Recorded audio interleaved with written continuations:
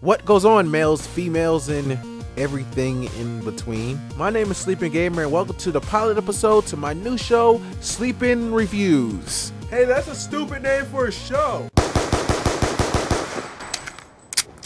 Now, does anyone else want to make fun of the name? Okay, that's great. Let's move on. In this show, I will be reviewing games from my past and sometimes my present, and in that middle place that no one knows the name of, that's in between the present and the past.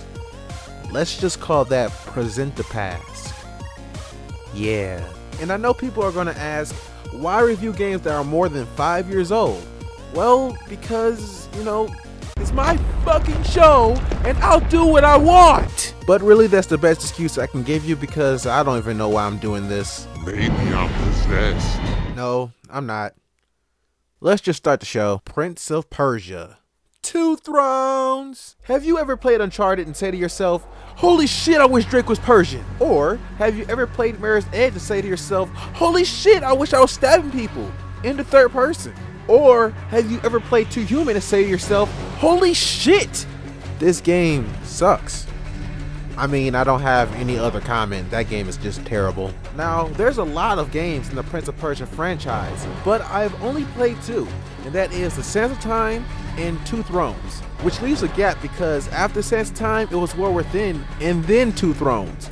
But it doesn't leave that big of a gap because you really don't lose any of the story coming into the game. What I'm saying is it does a good job of letting you know how to come into this. The game was released in 2005 by Ubisoft. They tried twice to revamp the series with a game just called Prince of Persia released in 2008, and Prince of Persia: The Forgotten Sands that was released in 2010 alongside the movie Prince of Persia: The Sands of Time. A very shitty movie. I mean, what kind of casting director goes, who's good to play the Prince of Persia? I don't know, fucking Jake Gyllenhaal? What? He's not even Persian. Hollywood, stop shitting on my dreams. Now, this is a story all about how my life got turned upside down. I would like to take a minute, just sit right there. Wait a second. Wrong story. This game's story begins after the last game, Prince of Persia: The War Within. The prince is back from the Island of Time, where he stops the creations of the Sands of Time, also rescuing Catalina, the Empress of Time. Whoa, that's Catalina? The Empress of Time. She looks nothing like she did in the last game. If you put the two together, it looks like a shit before and after shot. The character designer made her look like a straight butterface. I mean, her body's okay, but her face is just terrible. Upon his trip back home, he sees that his homeland, Babylon, is being ravaged by war. The people that are attacking his land soon attack his boat, and it splits up him and Catalina. They both wash up to the shore, but Catalina gets captured. The prince is far enough to see this, but too far to act upon it. From that point on, he makes it his mission to find and rescue her. So I guess she suffers from BNRS. Bitch Need Rescuing Syndrome. When you finally catch up to Catalina and the people who captured her, you get stopped by a chain getting wrapped around your arm. And this is when you see the main antagonist of the game, the Vizier. Yeah, his name is literally the Vizier. This game is not too sharp with names. You can see that in the main character. His name is the Prince. I mean, I'm not just saying that because the game is called Prince of Persia. No, they really refer to him as the Prince. That's a stupid name for a video game character. Yeah, I think I'm gonna run out of bullets soon. But really, this is not the day and age to be making fun of names inside a video game when people name their kids in real life things like Apple and North. And that's a fucking direction. The Vizier takes the Dagger of Time, a weapon that can rewind and stop and pause. It does shit with time, okay? With the dagger, the Vizier kills Catalina. What? I thought she suffered from BNRS. Well, I guess getting stabbed in the stomach cures that. That means, Princess Peach, you're next. And then the sands within her get spreaded everywhere, and it infects your arm that is wrapped around the chain. Try showing that to a doctor. So, Mr. Prince, I hear that you have an infection. Oh my god, what is that? And then the Vizier stabs himself in the stomach, and no, he does not need a cure from BNRS. When he stabbed Catalina, it stole the power within her. So he took it out and stabbed himself so he can gain the power of immortality. So he does not suffer from BNRS, he suffers from being a dick. The whole place starts to collapse and you take the Dagger of Time. The game starts from there. The mission is to kill the Vizier and restore power to your throne.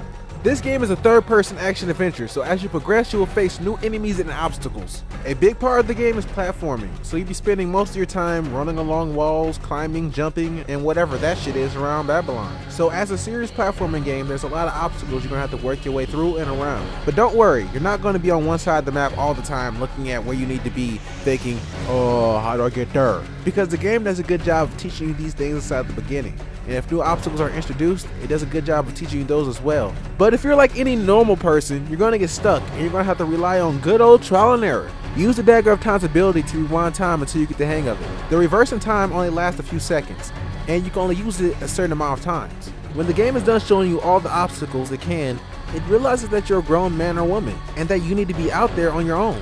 And then it kicks you out and calls you a lazy bum because you don't have a job. And all you do is make stupid videos on YouTube. Oh. Right. So basically after the learning process, you're on your own. The combat system in this game is meh. It's not bad, it's not good, it's meh. You don't see yourself getting any stronger and the fights stay the same from the beginning to the end. And I kind of like it that way. It makes you see that the prince is just a person that has to use his environment and stealth to take down his enemy, not brute force. That's why they have speed kills in this game. A speed kill is like an assassination that you can perform when you're on top or behind your enemy using your environment. When this happens, you'll see your screen get distorted, and on the PlayStation you will have to press triangle, and then the screen will be tinted green and your sword will flash.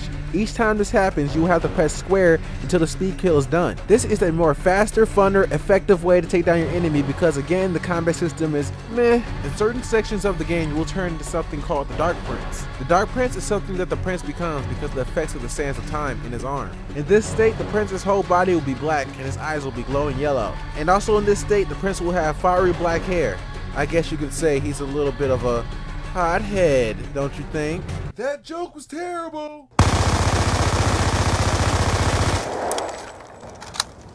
Good news, I found another gun. The Dark Prince and the regular Prince are supposed to be opposites, and I think that's cool and everything, but you really don't see any defining moments that shows that they're opposites. And I like when the Dark Prince is not present, he's a voice inside your head. And that's cool inside an action adventure game because it feels like you're being accompanied on your adventure. No more rooftops. Indeed. Irritating little detour. But let us be on with it. Head down to street level and we will look for a way to regain the rooftops. You are an insistent inner voice, aren't you? Well, someone has to make the decisions. Even though he's not real and you're schizophrenic and he's a murderous, psychotic dick. So yeah, he's just like every other friend.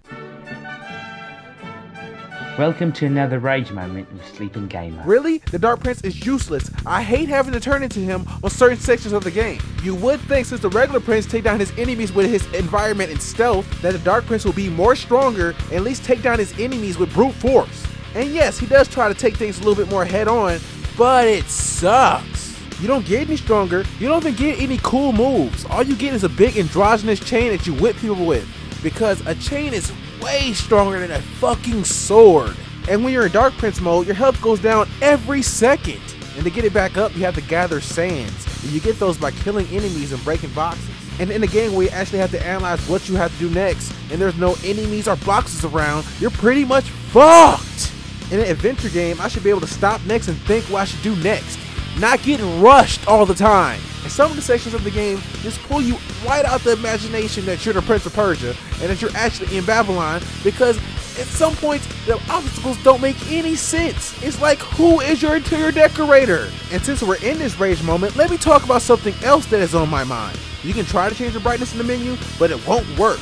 It just looks worse. This game is so bright it's illuminating. It will literally burn your retinas. And there's one more thing I would like to add. If Catalina is narrating the story from the beginning and she's alive, and then when she dies and she narrates the story again and still continues to narrate the story, why?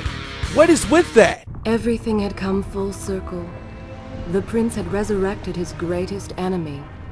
Worse, he had accidentally delivered me into the man's hands, unleashing a nightmare plague across Babylon. Bitch, are you a ghost? And this concludes this rage moment with SleepinGamer. Now for my final verdict, I will be doing something a little bit different. I'm not going to give you a number rating, that's not how I want to do things here. I think games are either good or it's bad. By giving a game a number rating, you might be overdoing it or underdoing it, and I think I found a way to do it just right. I will put the rating orders like this. Either you get an extra life, or it's a game over. I think you can tell which one is bad and which one is good. And I give this game the final verdict of an extra life. This game is awesome. It brings you on an adventure while it puts the limits of platforming to the test. This is not one of those games where you can just turn off your mind and run through it.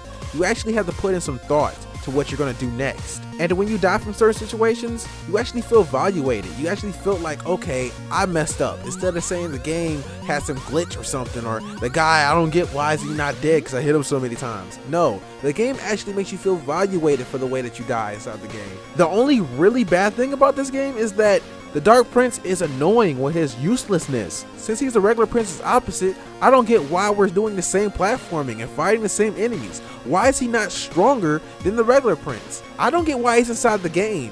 I mean, he doesn't do anything different from the regular prince. The only thing he does different is that he loses health every second. And I don't see how that's valuable to me. I don't see how that makes me more powerful or makes me want to turn into Dark Prince. That doesn't make me want to do any of that. Instead, it just makes me dread when I turn into him. And the light in this game is just so high. It feels like the creators were working with the contrast and the brightness up to 100. But if you wear sunglasses and look past the brightness, you can actually see that this is a really good game. Well, that's the end of this episode. Remember to like the video if you liked it and share it on social networking sites like Facebook or Twitter. It helps the channel grow. And if you want to watch my next episode, subscribe and you will be notified. Don't forget to leave a comment saying what game I should do next episode. Until next time, what goes